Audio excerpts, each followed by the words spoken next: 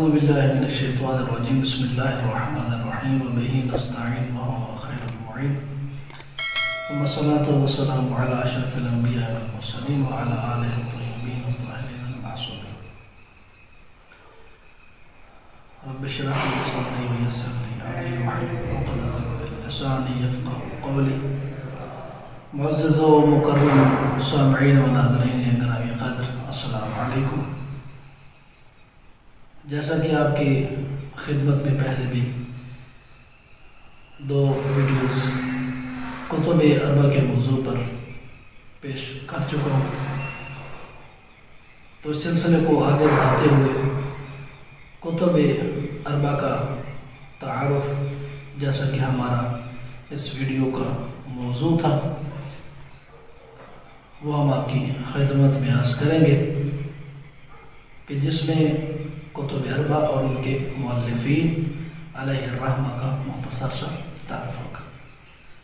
آج سب سے پہلی کتاب الکافی اور ان کے مؤلف علیہ الرحمہ کی مختصر سی سوانح حیات آپ کی خدمت پیش کریں گے، اور ساتھ ہی ہم یہ عرض کریں گے کہ کتاب کافی کا جو تیسرا حصہ ہے اس کا نام اور اس کے متعلق کچھ علماء کے درمیان اختلاف پایا جاتا ہے، مختلف نظریات ہیں، وہ آپ کی خدمت میں عرض کریں گے.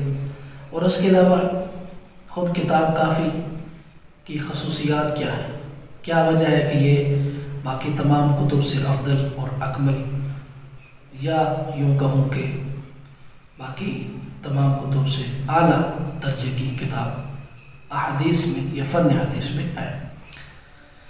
پھر آپ کی خدمت میں عرض کروں کہ سب سے پہلے کتاب الکافی، اس کا انشاءاللہ آپ خدمت میں تعارف پیش کریں گے.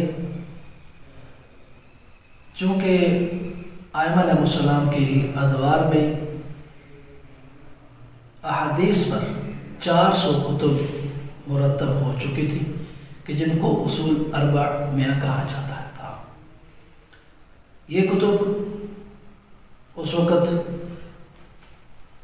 تمام صحابہ اکرام ائمہ علیہ السلام کے شاگردان نے ان کتابوں کو ترتیب دیا، لیکن ان کتابوں میں یہ فرق تھا کہ جو حدیث جس وقت ملی اس کو بس درج کر لیا، یہ خیال نہ کیا گیا کہ اس کے اپنے ہی باب میں درج کیا جائے.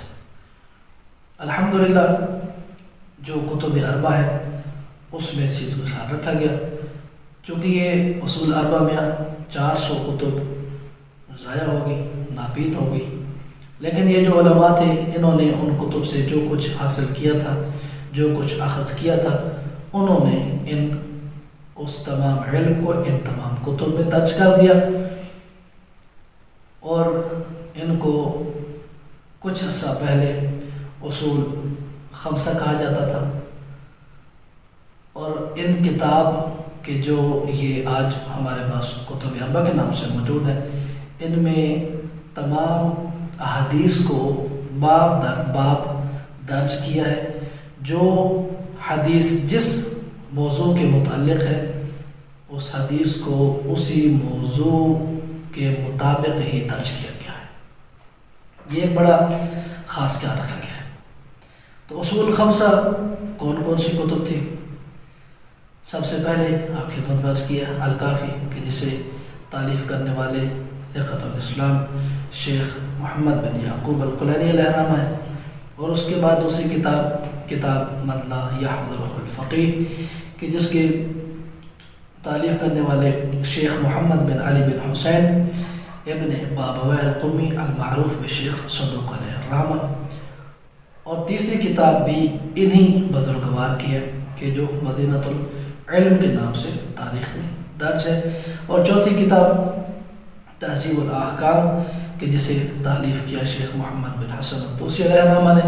اور پانچویں کتاب الاستبصار، اس کو بھی تالیف کرنے والے شیخ محمد طوسی علیہ الرحمہ تھے.